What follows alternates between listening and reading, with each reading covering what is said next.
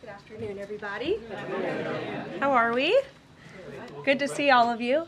It's an honor to be here with all of you. A lot of familiar faces in the room, a lot of new faces. And President Trump is back, and the golden age of America has most definitely begun. The Senate has already confirmed 5 of President Trump's exceptional cabinet nominees: Secretary of State Marco Rubio, Defense Secretary Pete Hegseth, CIA Director John Ratcliffe, Homeland Security Secretary Kristi Noem, and Treasury Secretary Scott Bessent. It is imperative that the Senate continues to confirm the remainder of the president's well-qualified nominees as quickly as possible. As you have seen during the past week, President Trump is hard at work fulfilling the promises that he made to the American people on the campaign trail. Since taking the oath of office, President Trump has taken more than 300 executive actions, secured nearly $1 trillion in U.S. investments, deported illegal alien rapists, gang members, and suspected terrorists from our homeland, and restored common sense to the federal government. I want to take a moment to go through some of these extraordinary actions. On day 1, President Trump declared a national emergency at our southern border to end the 4-year-long invasion of illegal aliens under the previous administration. Additionally, President Trump signed an executive order to end catch and release and finish construction of his effective border wall. By using every lever of his federal power, President Trump has sent a loud and clear message to the entire world. America will no longer tolerate illegal immigration, and this president expects that every nation on this planet will cooperate with the repatriation of their citizens. As proven by this weekend, when President Trump swiftly directed his team to issue harsh and effective sanctions and tariffs on the Colombian government, upon hearing they were denied a U.S. military aircraft full of their own citizens who were deported by this administration. Within hours, the Colombian government agreed to all of President Trump's demands, proving America is once again respected on the world stage. So, to foreign nationals who are thinking about trying to illegally enter the United States, think again. Under this president, you will be detained and you will be deported. Every day, Americans are safer because of the violent criminals that President Trump's administration is removing from our communities. On January 23rd, ICE New York arrested a Turkish national for entry without inspection who is a known or suspected terrorist. On January 23rd, ICE San Francisco arrested a citizen of Mexico unlawfully present in the United States who has been convicted of continuous sexual abuse of a child aged 14 years or younger. ICE St. Paul has arrested a citizen of Honduras who was convicted of 4th-degree criminal sexual conduct with a minor. ICE Buffalo arrested a citizen of Ecuador who has been convicted of rape. ICE Boston arrested a citizen of the Dominican Republic who has a criminal conviction for 2nd-degree murder. This criminal was convicted of murder for beating his pregnant wife to death in front of her 5-year-old son. And ICE St. Paul also arrested a citizen of Mexico who was convicted of possessing pornographic material of a minor on a work computer. These are the heinous individuals that this administration is removing from American communities every single day, and to the brave state and local law enforcement officers, CBP, and ICE agents who are helping in the facilitation of this deportation operation, President Trump has your back, and he is grateful for your hard work. On the economic front, President Trump took immediate action to lower costs for families who are suffering from 4 long years of the Biden administration's destructive and inflationary policies. President Trump ordered the heads of all executive departments and agencies to help deliver emergency price relief to the American people, untangle our economy from Biden's regulatory constraints, and end the reckless war on American energy. President Trump also signed sweeping executive orders to end the weaponization of government and restore common sense to the federal bureaucracy. He directed all federal agencies to terminate illegal diversity, equity, and inclusion programs to help return America to a merit-based society. President Trump also signed an executive order declaring It is now the policy of the federal government that there are only two sexes, male and female. Sanity has been restored. Before I take your questions, I would like to point out to all of you once again have access to the most transparent and accessible president in American history. There has never been a president who communicates with the American people and the American press corps as openly and authentically as the 45th and now 47th president of the United States. This past week, President Trump has held multiple news conferences, gaggled on Air Force One multiple times, and sat down for a two-part interview on Fox News, which aired last week. As Politico summed it up best, Trump is everywhere again. And that's because President Trump has a great story to tell about the legendary American revival that is well underway. And in keeping with this revolutionary media approach that President Trump deployed during the campaign, the Trump White House will speak to all media outlets and personalities, not just the legacy media who are seated in this room. Because according to recent polling from Gallup, Americans' trust in mass media has fallen to a record low. Millions of Americans, especially young people, have turned from traditional television outlets and newspapers to consume their news from podcasts, blogs, social media, and other independent outlets. It's essential to our team that we share President Trump's message everywhere and adapt this White House to the new media landscape in 2025. To do this, I am excited to announce the following changes will be made to this historic James S. Brady briefing room, where Mr. Brady's legacy will endure. This White House believes strongly in the First Amendment, so it's why our team will work diligently to restore the press passes of the 440 journalists whose passes were wrongly revoked by the previous administration. We're also opening up this briefing room to new media voices who produce news-related content and whose outlet is not already represented by one of the seats in this room. We welcome independent journalists, podcasters, social media influencers, and content creators to apply for credentials to cover this White House.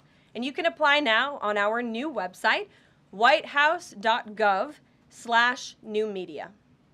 Starting today, this seat in the front of the room, which is usually occupied by the press secretary's staff, will be called the new media seat. My team will review the applications and give credentials to new media applicants who meet our criteria and pass United States Secret Service requirements to enter the White House complex. So in light of these announcements, our first questions for today's briefing will go to these new media members whose outlets, despite being some of the most viewed news websites in the country, have not been given seats in this room. And before I turn to questions, I do have news directly from the President of the United States that was just shared with me in the Oval Office. From President Trump directly, an update on the New Jersey drones. After research and study, the drones that were flying over New Jersey in large numbers were authorized to be flown by the FAA for research and various other reasons. Many of these drones were also hobbyists, recreational, and private individuals that enjoy flying drones. In time, it got worse due to curiosity. This was not the enemy. A statement from the President of the United States to start this briefing with some news. And with that, I will turn it over to questions. And we will begin with our new media members, Mike Allen from Axios, Matt Boyle from Breitbart. Mike, why don't you go ahead? Thank you very much. Karoline, does the President see anything fishy about DeepSeek, either its origins or its cost? And could China's ability to make these models quicker, cheaper, affect our thinking about expanding generation data centers, chip manufacturing? Sure. The President was asked about DeepSeek last night on Air Force One when he gaggled for, I think, the third or fourth time throughout the weekend with members of the traveling press corps. The President said that he believes that this is a wake-up call to the American AI industry. The last administration sat on their hands and allowed China to rapidly develop this AI program. And so President Trump believes in restoring American AI dominance. And that's why he took very strong executive action this past week to sign executive orders to roll back some of the onerous regulations on the AI industry. And President Trump has also proudly appointed the first AI and crypto czar at this White House, David Sachs, whom I spoke with yesterday, very knowledgeable on this subject, and his team is here working every single day to ensure American AI dominance. As for the national security implications, I spoke with NSC this morning. They are looking into what those may be, and when I have an update, I will share it with you, Mike. Karoline, you say restore U.S. dominance. Is there a fear that the U.S. either is falling or has fallen behind? And how would the president make sure the U.S. stays ahead? No, the president is confident that we will restore American dominance in AI. Yeah, so Karoline, first off, thank you to you and President Trump for actually giving voices to new media outlets that represent millions and millions of Americans. The thing I would add, I've got a two-part question for you. The first is just can you expand upon what steps the White House is going to take to bring more voices, not less, which is what our founder Andrew Breitbart believed in, into this room where they rightfully belong. Yeah. Absolutely. And as I said in my opening statement, Matt, it is a priority of this White House to honor the First Amendment. And it is a fact that Americans are consuming their news media from various different platforms, especially young people. And as the youngest press secretary in history, thanks to President Trump, I take great pride in opening up this room to new media voices to share the president's message with as many Americans as possible. In doing so, number one, we will ensure that outlets like yours, Axios and Breitbart, which are widely respected and viewed outlets, have an actual seat in this room every day. We also, again, encourage anybody in this country, whether you are a TikTok content creator, a blogger, a podcaster, if you are producing legitimate news content, no matter the medium, you will be allowed to apply for press credentials to this White House. And as I said earlier, our new media website is whitehouse.gov/new media. And so we encourage people to apply. Again, as long as you are creating news-related content of the day and you're a legitimate independent journalist, you're welcome to cover this White House. And secondly, Karoline, you said you laid out several of the actions that President Trump has taken. That obviously it's a stark contrast to the previous administration of breakneck speed from President Trump. Can we expect that pace to continue as the first 100 days moves along here and beyond that? Absolutely. There's no doubt President Trump has always been the hardest working man in politics. I think that's been proven over the past week. This president has again signed more than 300 executive orders. He's taken historic action. I gaggled aboard Air Force One to mark the first 100 days of this administration, 4 p.m. last Friday, or first 100 hours rather. And this president did more in the first 100 hours than the previous president did in the first 100 days. So President Trump, I think you can all expect for him to continue to work at this breakneck speed, so I hope you're all ready to work very hard. I know that we are. Zeke Miller. Thanks, Karoline. A question that we've asked your predecessors of both parties in this job. When you're up here in this briefing room speaking to the American public, do you view yourself and your role as speaking on, advocating on behalf of the president or providing the unvarnished truth that is, not to lie, not to obfuscate to the American people? I commit to telling the truth from this podium every single day. I commit to speaking on behalf of the President of the United States. That is my job. And I will say it's very easy to speak truth from this podium when you have a president who is implementing policies that are wildly popular with the American people, and that's exactly what this administration is doing. It's correcting the lies and the wrongs of the past 4 years, many of the lies that have been told to your faces in this very briefing room. I will not do that. But since you brought up truth, Zeke, I would like to point out, while I vowed to provide the truth from this podium, we ask that all of you in this room hold yourselves to that same standard. We know for a fact there have been lies that have been pushed by many legacy media outlets in this country about this president, about his family, and we will not accept that. We will call you out when we feel that your reporting is wrong or there is misinformation about this White House. So yes, I will hold myself to the truth, and I expect everyone in this room to do the same. And Karoline, just on a substantive question, yesterday the White House Office of Management and Budget directed across the board freeze, with some exceptions for individual assistance, we understand, to federal grants. It's caused a lot of confusion around the country among Head Start providers, among providers services to homeless veterans, Medicaid providers, states saying they're having trouble accessing the portal. Could you help us clear up some of the confusion, Yes. give some certainty to folks, and also is that uncertainty How does that uncertainty service the president's voters? Well, I think there's only uncertainty in this room amongst the media. There's no uncertainty in this building. So let me provide the certainty and the clarity that all of you need. This is not a blanket pause on federal assistance and grant programs from the Trump administration. Individual assistance, that includes, I'm not naming everything that's included, but just to give you a few examples, Social Security benefits, Medicare benefits, food stamps, welfare benefits, assistance that is going directly to individuals will not be impacted by this pause. And I want to make that very clear to any Americans who are watching at home who may be a little bit confused about some of the media reporting. This administration, if you are receiving individual assistance from the federal government, you will still continue to receive that.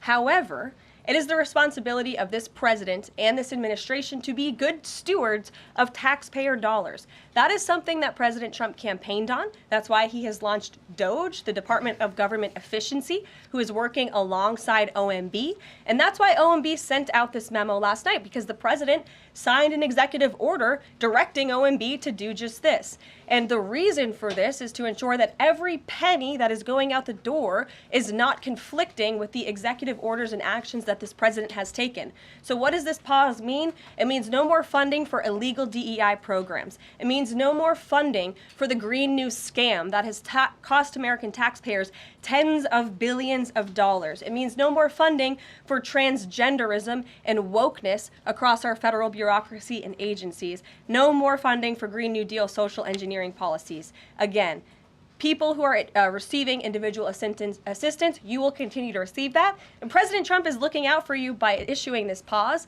because he is being good steward of your taxpayer dollars. Thanks, Karoline. Sure. How long is this pause going to last, and how is the Trump administration recommending that organizations that rely on federal funding make payroll, pay their rent in the meantime? It is a temporary pause, and the Office of Management and Budget is reviewing the federal funding that has been going out the door. Again, not for individual assistance, but for all of these other programs that I mentioned. I also spoke with the incoming director of OMB this morning, and he told me to tell all of you that the line to his office is open for other federal government agencies across the board, and if they feel that programs are necessary and in line with the president's agenda, then the Office of Management and Budget will review those policies. I think this is a very responsible measure. Again, the past 4 years, we've seen the Biden administration spend money like drunken sailors. It's a big reason we've had an inflation crisis in this country, and it's incumbent upon this administration to make sure, again, that every penny is being accounted for honestly. Why impose this pause with so little notice? Why not give organizations more time to plan for the fact that they are about to lose, in some cases, really crucial federal funding, at least for a period of time? There was notice. It was the executive order that the president signed. There's also a freeze on hiring, as you know, a regulatory freeze, and there's also a freeze on foreign aid. And this is, again, incredibly important to ensure that this administration is taking into consideration how hard the American people are working. And their tax dollars actually matter to this administration. You know, just during this pause, DOGE and OMB have actually found that there was $37 million that was about to go out the door to the World Health Organization, which is an organization, as you all know, that President Trump, with the swipe of his pen in that executive order, is no longer wants the United States to be a part of. So that wouldn't be in line with the president's agenda. DOGE and OMB also found that there was about to be 50 million taxpayer dollars that went out the door to fund condoms in Gaza. That is a preposterous waste of taxpayer money. So that's what this pause is focused on, being good stewards of tax dollars. And so this doesn't affect Meals on Wheels or Head Start or disaster aid? Again, it does not affect individual assistance that's going to Americans. To follow up on Nancy, do you think there will be a list of who is affected and how much money is affected? How will these contractors and organizations know if they are actually having their funding frozen? And then secondly, if you're willing, can you just clarify, is the end goal of this to essentially challenge Congress or to prove that the president can withhold federal funding? In other words, is this an attempt to pick a fight to prove that he can do this? No, absolutely not. As it says right here in the memo, which I have, and I'd encourage all of you to read it, it says the American people elected President Trump to be the President of the United States and gave him a mandate to increase the impact of every federal dollar. This memo requires federal agencies to identify and review all federal financial assistance programs and supporting activities consistent with the president's policies and requirements. The American people gave President Trump an overwhelming mandate on November 5th, and he's just trying to ensure that the tax money going out the door in this very bankrupt city actually aligns with the will and the priorities of the American people. So will there be a line? Yes. Welcome. You look great. You're doing a great job. You talked about transparency, and some of us in this room know how just transparent President Trump has been the last 5 or 6 years. I think you'll do the same.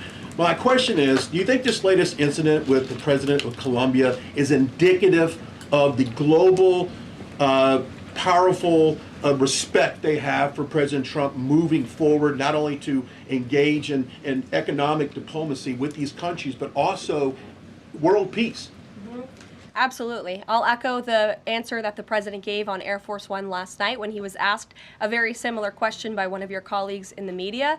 This signifies peace through strength is back. And this president will not tolerate illegal immigration into America's interior. And he expects every nation on this planet, again, to cooperate with the repatriation of their citizens who illegally entered into our country and broke America's laws. Won't be tolerated. And as you saw, the Colombian government quickly folded and agreed to all of President Trump's demands. Flights are underway once again. Karoline. 2 questions on deportations, if I may. President Trump had said on the campaign trail that he would deport pro-Hamas students who are here on visas. And on his first day in office, he signed an executive order that said, quote, "The U.S. must ensure that admitted aliens and aliens otherwise already present in the U.S. do not bear hostile attitudes towards its citizens, culture, government, institutions, or founding principles."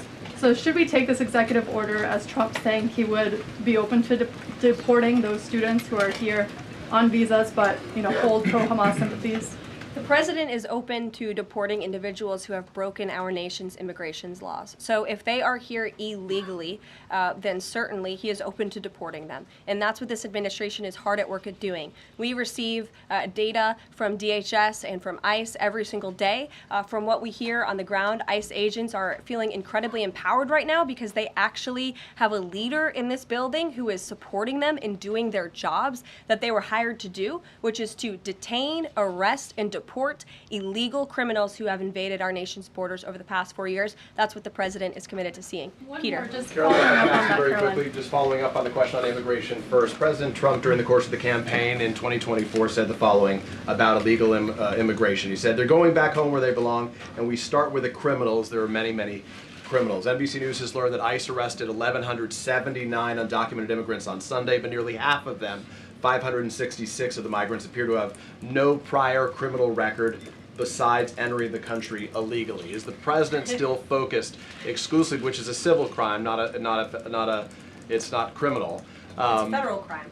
So I'm asking though, he said he was going to focus on those violent offenders first. So is violent offenders no longer the predicate for these people to be deported? The president has said countless times on the campaign trail, I've been with him at the rallies, I know you've been there covering them too, Peter, that he is focused on launching the largest mass deportation operation in American history of illegal criminals. And if you are an individual, a foreign national, who illegally enters the United States of America, you are, by definition, a criminal. And so therefore, you are subject to deportation. I apologize for interrupting. So to be clear, it's not violent criminals do not receive precedence in terms of the deportations taking place. The president has also said two things can be true at the same time. We want to deport illegal criminals, illegal immigrants from this country, but the president has said that, of course, the illegal criminal drug dealers, the rapists, the murderers, the individuals who have committed heinous acts on the interior of our country and who have terrorized law-abiding American citizens, absolutely, those should be the priority of ICE, but that doesn't mean that the other illegal criminals who entered our nation's borders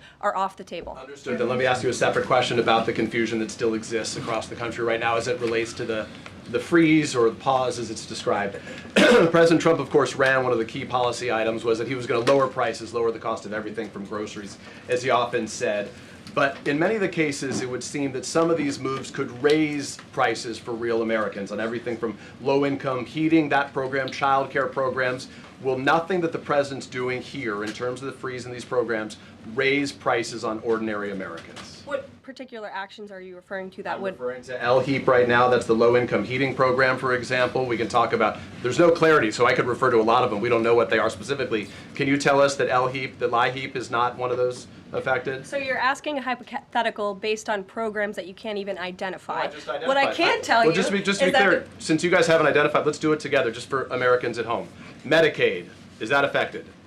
I gave you a list of examples: Social Security, Medicare, welfare benefits, Medicaid, food right. stamps that will not be impacted by this federal pause. I can get you the full list after this briefing from the Office of Management and Budget. But I do want to address the cost cutting because that's certainly very important and cutting the cost of living in this country. President Trump has taken historic action over the past week to do that. He actually signed a memorandum to deliver emergency price relief for American families, which took a number of actions. I can walk you through those. He also repealed many onerous Biden administration regulations. We know over the past 4 years, American households has been essentially taxed $55,000 in regulations from the previous administration. President Trump, with the swipe of his pen, rescinded those, which will ultimately put more money back in the pockets of the American people. So deregulation is a big deal. And then when it comes to energy, I mean, the president signed an executive order to declare a national energy emergency here at home, which is going to make America energy dominant. We know that energy is one of the #1 drivers of inflation. And so that's why the president wants to increase our energy supply to bring down costs for Americans. The Trump energy boom is incoming, and Americans can expect that. Please share that. Thank you. Caroline, I think some of the confusion may be here with this pause on federal funding. You've made it clear you're not stopping funds that go directly to individuals, but there certainly are lots of organizations that receive funding and then may pass along a benefit. Meals on Wheels, for one. They provide meals for over 2.2 million seniors. What is the president's message to Americans out there, many of whom supported him and voted for him, who are concerned that this is going to impact them directly, even if, as you said, the funding isn't coming directly to their wallet? I have now been asked and answered this question 4 times. To individuals at home who receive direct assistance from the federal government, you will not be impacted by this federal freeze. In fact, OMB just sent out a memo to Capitol Hill with Q&A to clarify some of the questions and the answers that all of you are asking me right now. Again, direct assistance will not be impacted. I've been asked and answered about this OMB memo. There's many other topics of the day. Jackie Heinrich. Direct assistance, Caroline, if it's going to another organization and then trickling down. Direct assistance that is in the hands of the American people will not be impacted. Again, as I said to Peter, we will continue to provide that list as it comes to fruition. But OMB right now is focused on analyzing the federal government's spending, which is exactly what the American people elected President Trump to do. And one question on immigration, Caroline, on immigration. Of the 3,500 arrests ICE has made so far since President Trump came back into office, can you just tell us the numbers? How many have a criminal record versus those who are just in the country illegally? All of them, because they illegally broke our nation's laws, and therefore they are criminals as far as this administration goes. I know the last administration didn't see it that way, so it's a big culture shift in our nation to view someone who breaks our immigration laws as a criminal, but that's exactly what they are. You may have the point of going with the worst first. They all have a criminal record? And welcome to the briefing If they room. broke our nation's laws, yes, they are criminal. Yes. Thank you.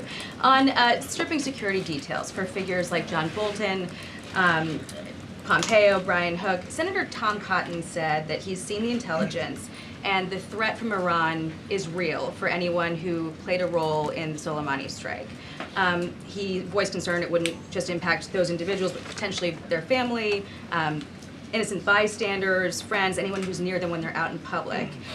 Is the president open to reconsidering his decision? The president was asked and answered this yesterday, and he was firm in his decision despite some of the comments that you had referenced. And he's made it very clear that he does not believe American taxpayers should fund security details for individuals who have served in the government for the rest of their lives. And there's nothing stopping these individuals that you mentioned from obtaining private security. That's where the president stands on it. I have no updates on that. Is there any concern that this decision might jeopardize the administration's ability to hire the best advisors for these kinds of positions in the future? No, in fact, I've talked to the Presidential Personnel Office, who has told me directly that there is such an influx of resumes for this administration that it's incredibly overwhelming. There is no lack of talent for the Trump administration. Ron, would he take any responsibility if anything happened to these people? Would he feel at all that his decision was a factor in that? The president was asked and answered this yesterday. I defer you to his Thanks, comments. Caroline. Reagan, since you're in the back row, I hear you, the back row hasn't gotten much attention in the last 4 years, so I'm happy to answer your question. And I can project. Does the president intend to permanently cut off funding to NGOs that are bringing illegal foreign nationals to the country, such as Catholic charities? I am actually quite certain that the president signed an executive order that did just that, and I can point you to that. One more, Caroline. President Trump issued an executive order on increased vetting for refugees in visa applications. Part of that order was considering an outright ban for countries that have deficient screening processes. Has the president considered yet which countries might fall into this category, or countries like Afghanistan or Syria under consideration for a full ban? Yeah, so the president signed an executive order to streamline the vetting for visa applicants and for illegal immigrants in this country who are coming, of course, from other nations. It also directed the Secretary of State to review the process and make sure that other countries around the world are being completely transparent with our nation and the individuals that they are sending here. And so the Secretary of State has been directed to report back to the president. I haven't seen that report yet. We've only been here for a few days. One on the freeze in federal funding. Who advised the president on the legality of telling government agencies that they don't have to spend money that was already appropriated by Congress? Well, as the OMB memo states, this is certainly within the confines of the law. So White House counsel's office believes that this is within the president's power to do it, and therefore he's doing it. Okay, so they disagree with lawmakers who say that they don't have the power to freeze this funding. Again, I would point you to the language in the memo that clearly states this is within the law. And on what happened on Friday night, the administration fired several inspectors general without giving Congress the 30-day legally required notification that they were being fired. I think only 2 were left at DHS and the DOJ.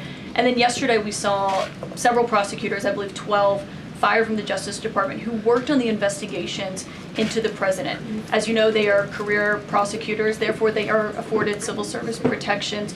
How is the administration deciding which laws to follow and which ones to ignore? So it is the belief of this White House and the White House counsel's office that the president was within his executive authority to do that. He is the executive of the executive branch, and therefore he has the power to fire anyone within the executive branch that he wishes to. There's also a case that went before the Supreme Court in 2020, Scala Law LLC versus the Customs, Bureau Protection. I would advise you to look at that case, and that's the legality that this White House was resting on. So you're confident that if they bring lawsuits against you, those prosecutors who were fired, that they will succeed? We will win in court. And yes. Did he personally direct this, given they worked on the classified documents investigation and the election interference investigation? This was a memo that went out by the Presidential Personnel Office, and the president is the leader of this White House. So yes. Yes. Caroline. Caroline? Sure. Thank you. Congrats on your first day on the podium. Thank you.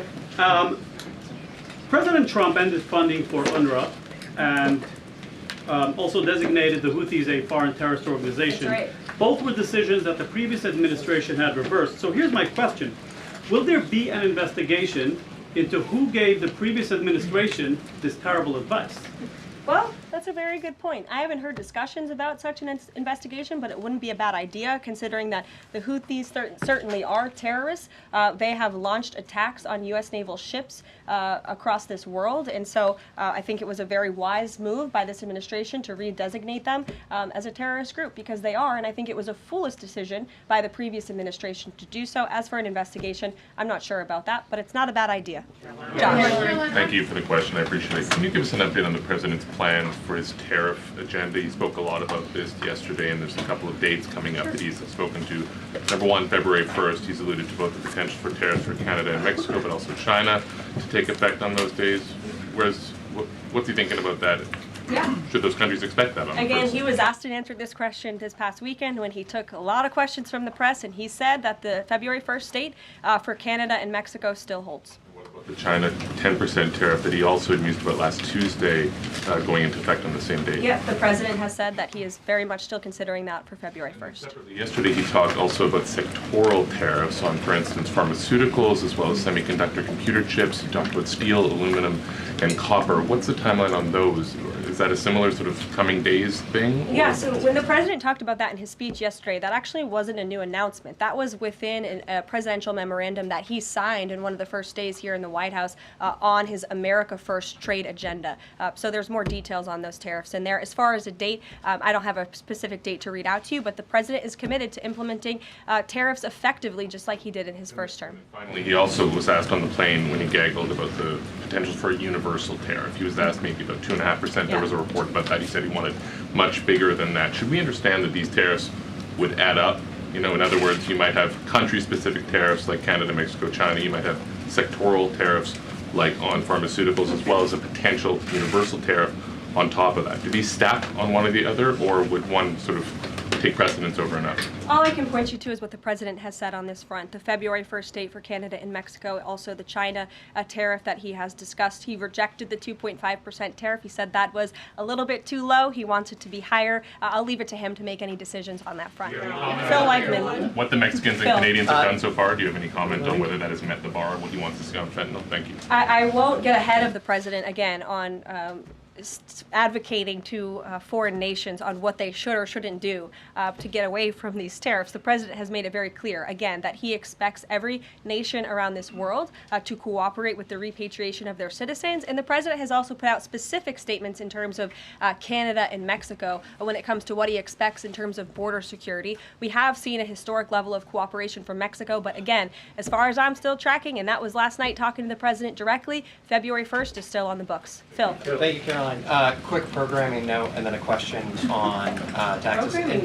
In terms of programming, should we expect to see you here every day? How frequently will these press briefings be? It is a good question, April. So look, the president, as you know, is incredibly accessible. First day here, he wanted all of you in the Oval Office. You got a 60-minute press conference with the leader of the free world while he was simultaneously signing executive orders. I may add that's pretty impressive.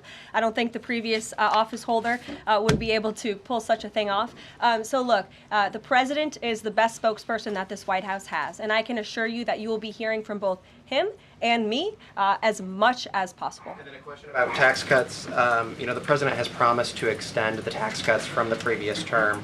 I'm curious, does the president support corresponding spending cuts as some Republicans have called for in Congress? And will the new Treasury Secretary be leading those negotiations with the Hill as Mnuchin did during the first administration? The president is committed to both tax cuts and spending cuts, and he has a great team negotiating on his behalf, but there's no better negotiator than Donald Trump, and I'm sure he'll be involved in this reconciliation process as it moves forward.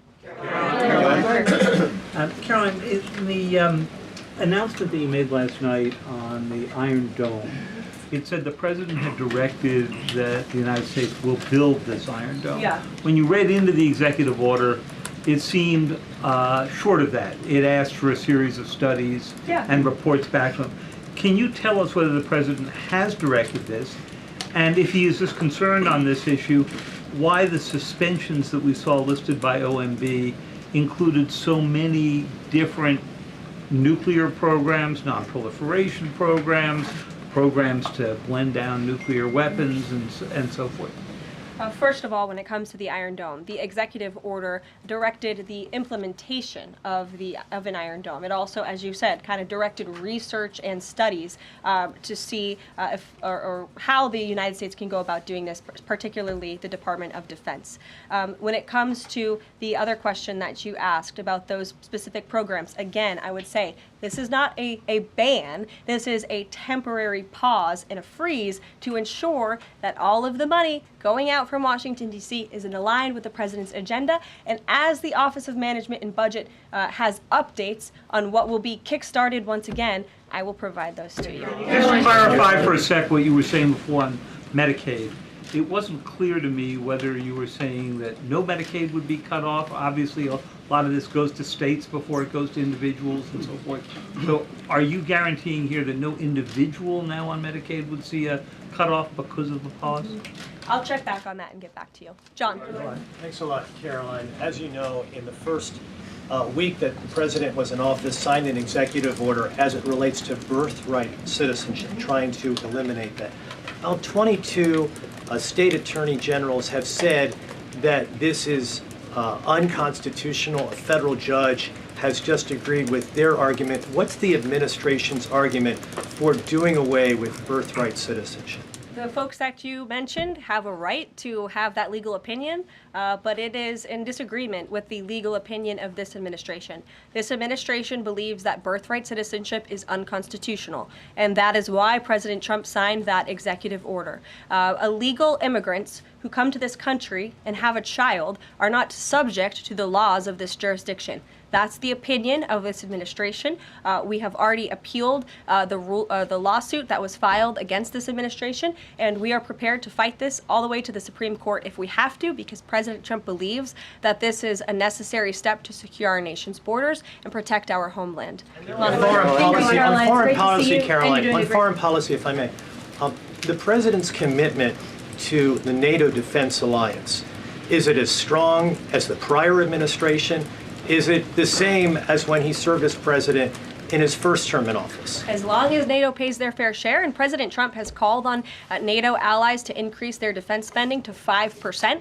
You actually saw the head of NATO at Davos last week on Bloomberg television saying that President Trump is right, and if Europe wants to keep itself safe, they should increase their defense spending. I would just add that there was no greater ally to our European allies than President Trump in his first term. The world for all nations in Europe, and of course here at home, was much safer because of President Trump's peace through strength diplomatic approach. Monica. Thank you, Caroline, and it's great to finally be called on as well in the briefing room. I appreciate that. You're welcome. Of course, we know President Trump just got back from North Carolina and California meeting with victims of natural disasters. There's the 2-year anniversary of the East Palestine, Ohio toxic train derailment. Does the president have any plans to go visit the victims of that toxic spill, or just visit in general? No plans that I can read out for you here. If that changes, I will certainly keep you posted. What I can tell you is that President Trump still talks about his visit to East Palestine, Ohio. That was one of the turning points, I would say, in the previous election campaign, where Americans were reminded that President Trump is a man of the people, and he, as a candidate, visited that town that was just derailed by the train derailment, no pun intended, and he offered support and hope. Just like I saw the president do this past week, it was a purposeful decision by this president on his first domestic trip to go to North Carolina and to California to visit with Americans who were impacted by Hurricane Helene and also by the deadly fires. A red state and a blue state, both of which feel forgotten by the previous administration and the federal government. That is now ended under President Trump. He will continue to put Americans first, whether they're in East Palestine, in Pacific Palisades, or in North Carolina. Thank you, Caroline. On California, could you please clarify what the military did with the water last night as referenced in the president's Truth Social post? The water has been turned back on in California, and this comes just days after President Trump visited Pacific Palisades, and as you all saw, applied tremendous pressure on state and local officials in Pacific Palisades, including Los Angeles Mayor Karen Bass, to turn on the water and to direct that water to places in the south and in the middle of the state that have been incredibly dry, which has led to the expansion, the rapid expansion of these fires. So could you clarify what the military's role was, where the water came from, and how it got there? Again, the Army Corps of Engineers has been on the ground in California to respond to the devastation from these wildfires, and I would point out that just days after President Trump visited the devastation from these fires, the water was turned on. That is because of the pressure campaign he put on state and local officials there who clearly lack all common sense. And I will never forget being at that roundtable with the president last week and hearing the frustration in the voices of Pacific Palisades residents who feel as though their government has just gone insane. Before President Trump showed up on the scene, Karen Bass was telling private property owners that they would have to wait 18 months to access their private property. So this administration, the president and his team that's on the ground in California, Rick Grinnell, who he has designated to oversee this great crisis, it will continue to put pressure on Karen Bass and state and local officials to allow residents to access their properties. This is a huge part of it. These residents want to take part in their own clearing out of their properties. They should be able to do that. It's the United States of America. What happened to our freedom? Clearly it's gone in California, but not anymore under President Trump. April. Caroline, welcome to the briefing room. Thank you. Several questions. One on the pause. Will minority serving institutions, preferably colleges and universities, have those monies held back temporarily at this moment? Again, I have not seen the entire list because this memo was just sent out. So I will provide you all with updates as we receive them, okay? Also, secondly, when it comes to immigration, there is this southern border focus. What happens to those who've overstayed their visas? That is part of the broken immigration system. In 2023, there was a report by the Biden administration, the Homeland Security Department, that said overstays of visas were 3 times more than usual. Will there be a focus on the overstays for visas as well?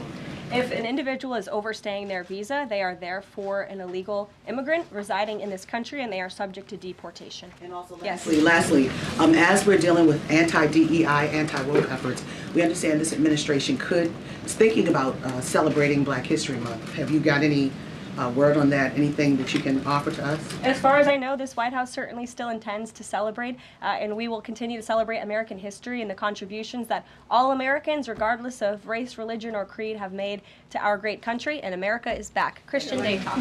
Thanks, Caroline. Just real quick, you mentioned the inflation executive order the president signed, but egg prices have skyrocketed since President Trump took office, so what specifically is he doing to lower those costs for Americans? Really glad you brought this up because there is a lot of reporting out there that is putting the onus on this White House for the increased cost of eggs. I would like to point out to each and every one of you that in 2024, when Joe Biden was in the Oval Office or upstairs in the residence sleeping, I'm not so sure, egg prices increased 65% in this country. We also have seen the cost of everything, not just eggs. Bacon, groceries, gasoline have increased because of the inflationary policies of the last administration. As far as the egg shortage, what's also contributing to that is that the Biden administration in the Department of Agriculture directed the mass killing of more than 100 million chickens, which has led to a lack of chicken supply in this country, therefore a lack of egg supply, which is leading to the shortage. So I will leave you with this point. This is an example of why it's so incredibly important that the Senate moves swiftly to confirm all of President Trump's nominees, including his nominee for the United States Department of Agriculture, Brooke Rollins, who is already speaking with Kevin Hassett, who's leading the economic team here at the White House, on how we can address the egg shortage in this country. As for costs, I laid out the plethora of ways that President Trump has addressed saving costs for the American people over the past week. He looks forward to continuing to doing that in the days ahead. Thank you guys. One more border question. Are Medicaid portals down in all 50 states? That was good.